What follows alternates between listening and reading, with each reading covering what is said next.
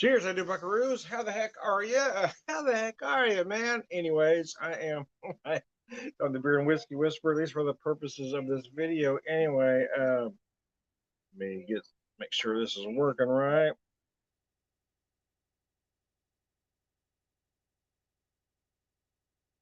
There we go.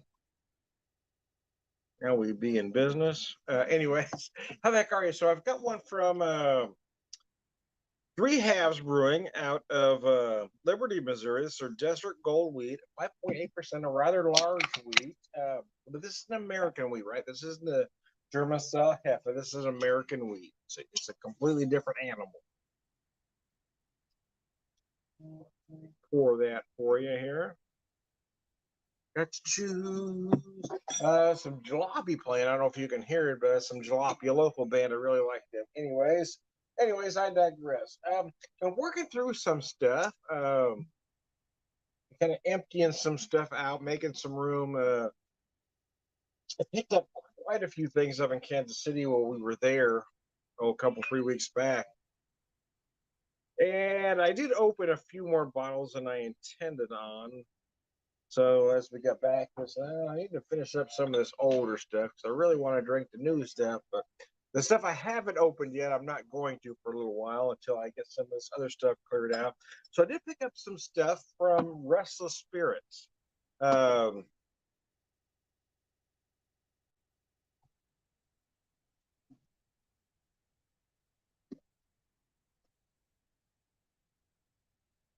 so this is their Gully Town double barrel single malt whiskey. They don't have this anymore. They had a couple different versions of.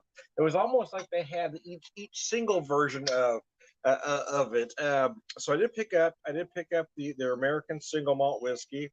There are two versions of this one, another one I've got on my back wall there. But and I opened this. I didn't open up that one, but I opened up this because I wanted to try it while I was there. But now that I'm home, I want to finish this one up and get to these other two.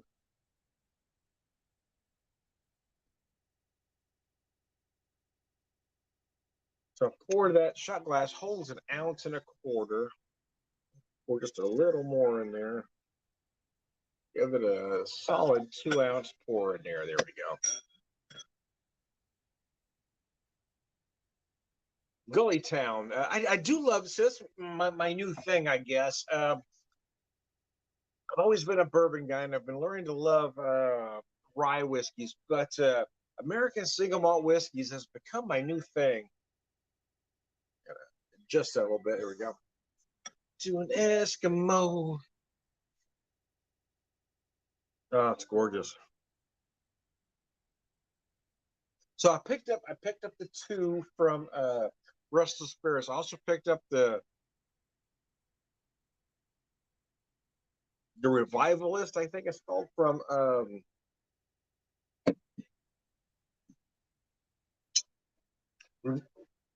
Rivalist. I'm sorry, Rivalist from Union Horse. This stuff is insanely good. I bought two bottles. One, as you can see, I opened and I had a little bit while I was there. A little bit, about a third of the bottle maybe. But I've decided to hold off and not get into it anymore until I work through some of my other stuff. But I want to try it with Rivals. And I've got another one from Switchgrass that I haven't opened yet either. But I'm really digging the American single malt whiskeys. And he jumped the fence all for the sake of a couple of pence. Let's go, let's go, let's go, let's go down to Junior's farm when I want to lay low. Ho la, hi la, ho, let's go. Take me down to Junior's farm. Oh, this stuff is gorgeous, man. This is a nice beer. Three Halves, man. I had three different beers there. I only got 1 6 pack to go because I was really buying too much stuff. Uh, and it's very impressive. We had some barbecue the first night we were there, and it was really good. So Three Halves Brewing in Liberty, Missouri. If you ever get a chance to go, I cannot talk. I cannot recommend them highly enough. Anyway, sludge.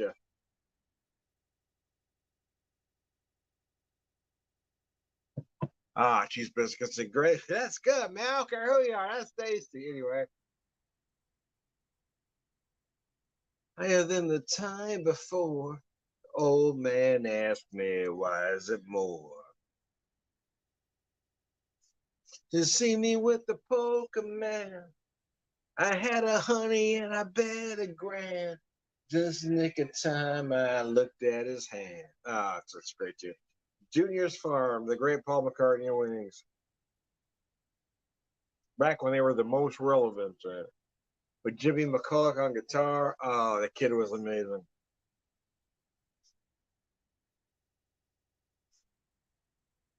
Down to Junior's Farm when I wanna lay low. Take me down to Junior's Farm. Oh, yeah, that's just amazing. Anyway, I'm gonna set that down, pick up this beer for a second. Well, let's pick up the beer, okay? I digress. So I got in a little earlier today, and I went to Mother's Oktoberfest because you got to spread the love a little bit, right? It's things are tough right now for all the craft breweries, so you got to spread the love a little bit. I enjoy working for Banter in a part time capacity. They're a great brewery, doing some amazing beer. But I love the camaraderie of all of the Springfield breweries. To be honest with you, as everybody just kind of bands together, we all recommend the other ones. It really is. It's just kind of a nice thing because everybody's got a different niche.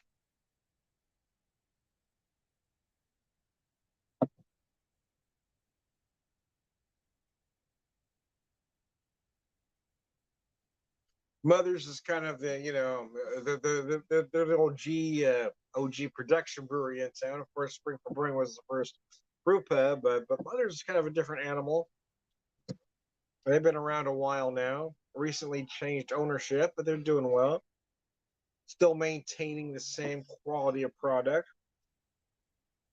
I mean, I work for Banter. Banter is more of it is just a nice, small, locally owned operation. More of a neighborhood, neighborhood brewery kind of thing going on.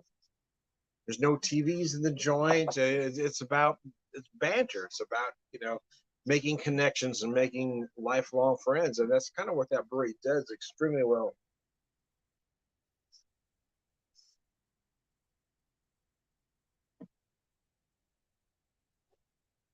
I love What Are You Willing to Lose, Lucero? I love Lucero because it seems like every song is like good news or bad news over happy music. Right? So the music's a little beat, but the lyrics are a little dark, man. So it's a bad news over happy music. Anyways, I digress. But I digress, man. Anyway, it was to blame, going down flames, so coming all alone. I go back to work Monday. I've been out of work for about 2.5 months for my main gig. So had a meeting there on Friday to kind of get my feet wet a little bit, see what I'm walking back into. So it'll be all right.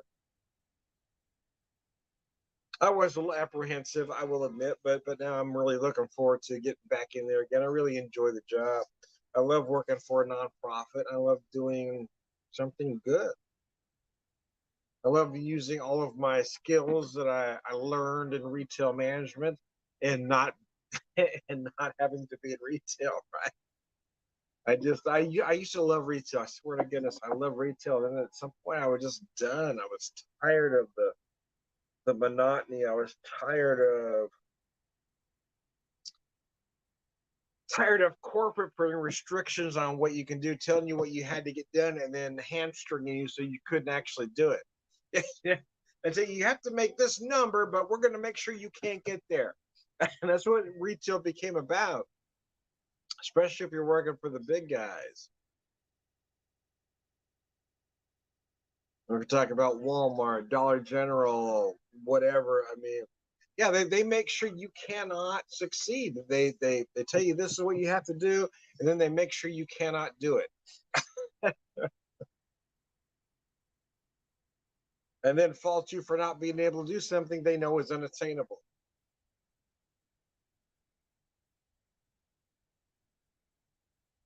So I love that I'm now at a position where I can use all those skills, manage a budget, manage an inventory, and not have to manage anybody else. Right? I'm a self-contained one-man department. So if somebody doesn't show up for work, it doesn't affect me or my job or what I do. I just have a specific gig. I go in and I do that specific gig, and I love that. So I'm really looking forward to get back to it. I was a little nervous, I'll be honest with you, I was, but now once I walk back in, so okay, now I'm ready to get back in, get my feet wet again. So, anyways, now I'm ready, baby. I'm ready.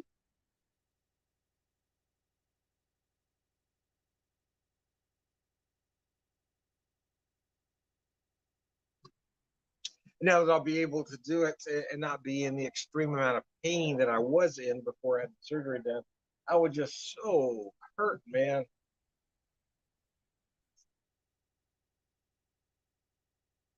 Those last couple of weeks at work, I was in such extreme pain. It was just brutal. Trying to get up and down stairs and to do what I had to do was just, I had to, take a breath, when I was getting my stuff ready to deliver to the place I have to deliver at, okay, take a breath and smile and pretend I'm happy about what I'm doing, right? And not show everybody and get everything done. And I get where nobody's around me and I can, grimace and show the amount of pain I was in. But I never wanted the people that I worked with to see what kind of pain I was in because I was in some pain, man.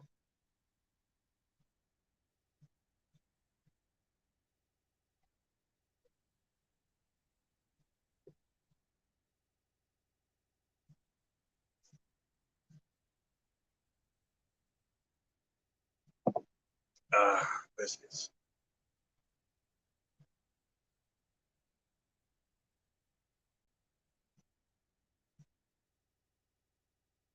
Oh.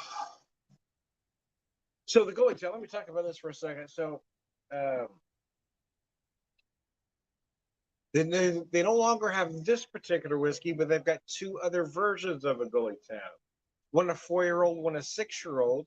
One aged in spent bourbon barrels, one in new bourbon barrels. Oddly enough, the 6 year old is in spent barrels, so it looks, even though it's aged longer, it's lighter. Where the other one is a little darker, even though it's only 4 years old, because it's in, you've got that new char working it. This is their double barrel, so it's almost like they separated it, right? They didn't double barrel. Now it's just this. You got two different single barrels instead of one double barrel. I believe this is at 92 proof, double barrel aged whiskey. This stuff, it's really good though, man. It really is. Don't say nothing till I know what to say.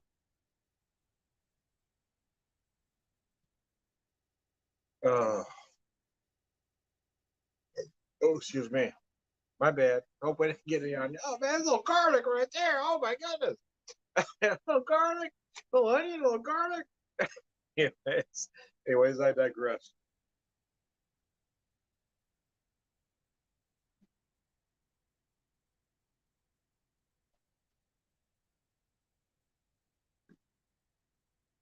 Oh, mercy. So anyway, I meet with my sister tomorrow and her husband, and they kind of changed the game plan on me, so we're going to a different place than originally. But I don't care. I mean, I honestly, it cracks me up talking to my sister. She tells me to set something up a specific way, so I do that. Then she says, "Well, we're gonna do this instead." So okay, I'll change the game plan.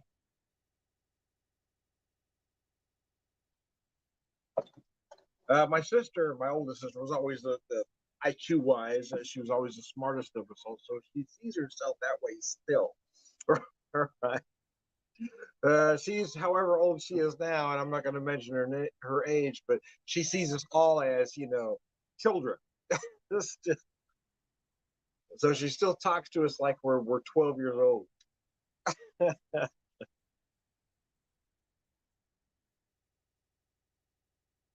And I'll be honest, I don't really do a lot to help. I let my smart ass get in the way sometimes. I just can't help it.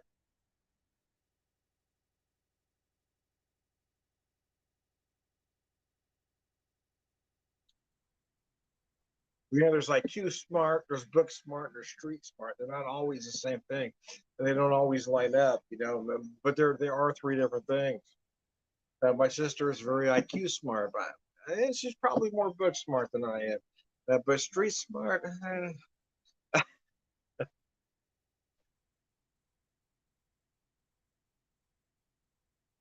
but see, that's kind of the problem is that you know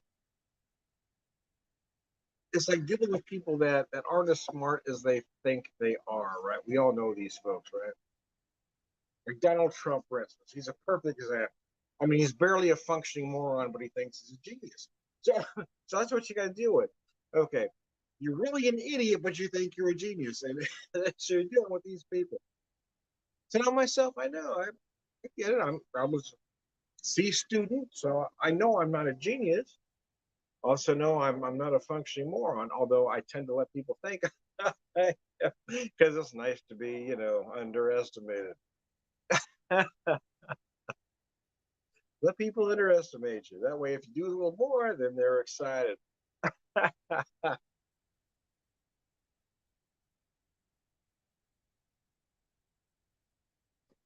Seems like a long time to come.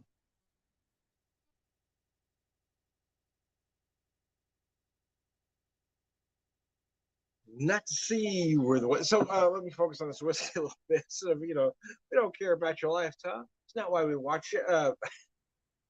So bit of sweetness going. I love American single malt whiskey. It's become my new favorite thing. Uh, I, these are the whiskeys that I am actively seeking out right now. I'm looking for American single malt whiskeys because I just love the idea of American single. I love single malt. I've always been a big fan of single malt Irish. I'm a bigger fan of single malt Irish more so than single malt Scotch. But I love single malt whiskeys. Most American single malts more closely resemble a single malt Irish than they do a Scotch. But they are an entity unto themselves. They are they're not this or that. Gosh, because it's such a broad right. What's the word I'm looking for? Oh, I'm not sure. There's just so many directions American single malts can go. So most of the American single malts between this gully town and the rivals I showed you earlier, I mean, they're just such amazingly different whiskeys because it's such a broad category.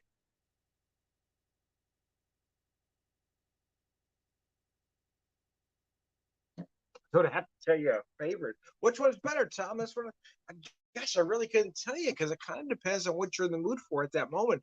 Because there's such different whiskeys, even though they're technically the same category. There's just such a wide berth. There's so much you could do in within that category of American single malt whiskey.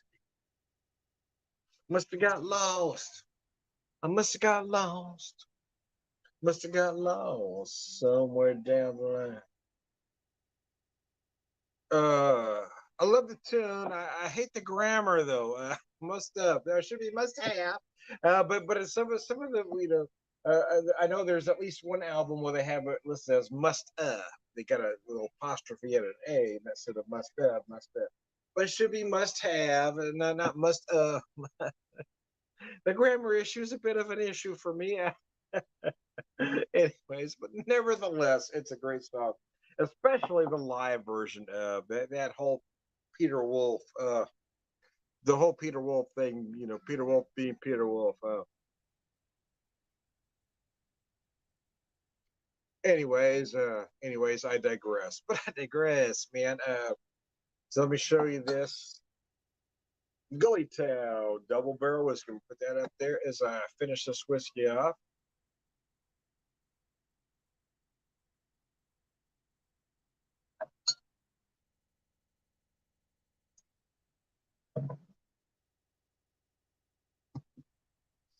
Clear this can one more time. Desert Gold Wheat, 5.8%, three halves brewing, Liberty, Missouri. These guys are awesome. The food is great. The beer is great. The service was outstanding as well. I couldn't say enough nice things about the place. I really enjoyed it. I loved everything about Liberty, Missouri, to be honest with you. I love the place we stayed at. the folks that own the place we stayed at also own a place called Holy Grounds, a coffee shop inside an Episcopal church. Great coffee, outstanding coffee. The food is okay. It's basically frozen food they're heating up for you. It's nothing great, but it was okay. But the coffee was absolutely amazing. And so was the customer service. So anyway, I am Tom, the Whiskey Whisperer, Whiskey Evangelist, prolific whiskey drinker, pervert wisdom, and I'm also Tom, the Beer Whisperer, Beer Evangelist, prolific beer drinker, pervert wisdom, and